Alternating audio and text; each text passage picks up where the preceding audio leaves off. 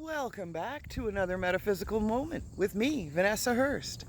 You're out with me on my daily routine. I sometimes try to keep fit to the best of my abilities. I had already done this wonderful video once.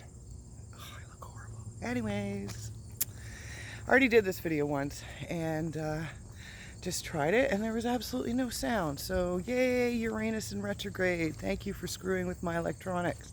However, enough of that. A lot of people talking about like signs from the other side when it comes to butterflies, birds, animal totems. So I thought I'd come on here and give you my 2 cents worth. And I know there's no such thing as cents anymore.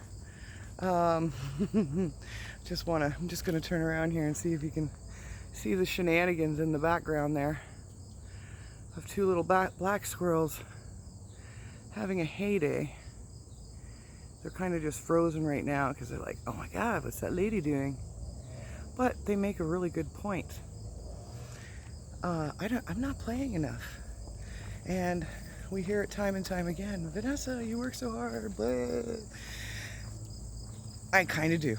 But here I am, and I'm on my walk, and I'm trying to give out this message. Anywho, butterflies, all those wonderful things. A lot of people are talking about the monarchs right now, and oh, I seen a monarch here, or whatever. I seen a write-up in the Welland Tribune online here, and it talked about the resurgence or the regrowth of all the butterflies in our area, that we have been working hard, citizens have been working hard out there in Niagara to get all these butterflies to come back to us, and they have, and especially the monarchs, from what I'm to understand from that news piece.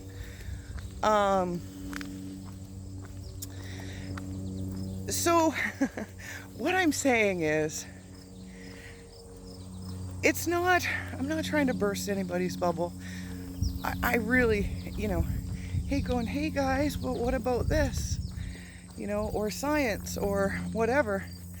However, at this time, I would say, if you see a butterfly and it makes you think of your dearly departed loved ones, awesome. Vultures flying overhead, and a butterfly just went by me. So, interesting little thing, little white butterfly. Anywho, that's awesome. Think about them. Give them that moment, because all of that wonderful energy goes to them and they send it back, of course. Now, if it's a butterfly sign, that butterfly is going to land on you. Won't stop bugging you. It'll land on your shoulder. It'll stare at you. And that can be one of 2 things, quite honestly. That could be that is one of your family. Maybe they particularly liked such whatever butterfly. And that's a big thing too. If they didn't like monarchs and they liked blue butterflies, well, it'd be more apt that if a blue butterfly came around, that would be your family or your friends. So, unless it's attacking you or showing up all the time in the same spot, etc. Just gonna see if you can see all the... No, that's just seeing me again. I'm horrible at camera work. Anyways, unless you see them like that, think of your loved ones, yes, but remember that it may not exactly be them. Let's put it that way. Not trying to burst bubbles. Now, animals. I started learning about animal totems way back in the early 90s. My first explanation of them and how they communicated with me as a child, they would come through a lot of times through dreaming. And we're talking nightmares, night terrors, where they were constantly chasing me, They were, biting at my heels. It was horrible, horrible, horrible.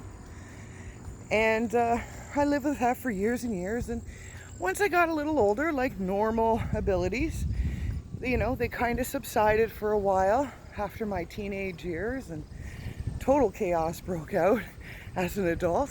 They kind of subsided, and I'd get them every once in a while. But when my house got possessed, and my great friend, rest in peace, came and cleared the house. It was a Ojibwe pipe carrier by the name of Tona Mason. And I told him about these dreams. And he laughed at me, of course. Tona always laughed at me. And he says, they weren't chasing you, Vanessa. They had messages for you. You need to turn around and not be afraid. Interesting stuff. Okay. Well, I did that the next time I had one. And it was true. The dog spoke to me, the wolf. And from then on there, I knew what they were in my dreams. And some would, some still in my dreams might put me off a little bit. Like, might make me a little scared of my dreams. But again, they don't chase me. So that's a part of a totem animal. Another totem animal is very much like what I said about the butterfly. If an animal comes into your space, into your mindful, in the now space, and looks at you or makes its appearance known to you, that is a totem animal. Go home, Google that animal, find out what's message for you.